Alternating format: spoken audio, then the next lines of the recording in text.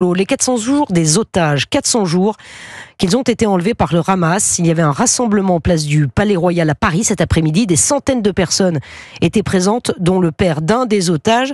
Youenn Madec, vous étiez pour Europe 1 à ce rassemblement. Vous êtes dans ce studio. Racontez-nous comment ça s'est passé. Eh bien, la place était couverte de portraits donc d'otages du 7 octobre, tenus par des personnes très touchées pour la plupart.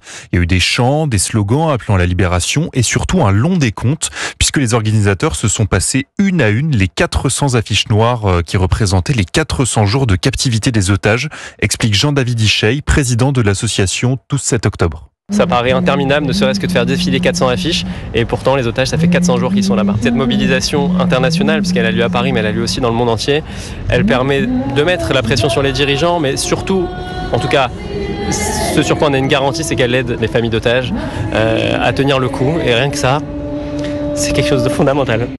Dans la foule, beaucoup m'ont raconté être de toutes les manifestations depuis le 7 octobre et certains voyaient même un lien direct entre le sort des otages et leur histoire familiale. C'est le cas de Florence qui m'a abordé en se présentant comme fille de rescapés de la Shoah. Il s'agit de personnes qui sont emprisonnées dans des conditions effroyables, comme l'ont été nos parents, nos grands-parents. L'espoir, on est obligé de le garder.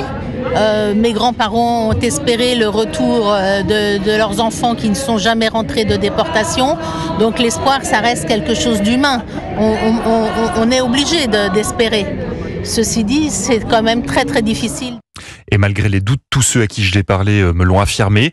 Pour eux, le meilleur moyen de garder espoir est évidemment de continuer à se mobiliser jusqu'à la libération des otages. Merci beaucoup, Youenn Madec.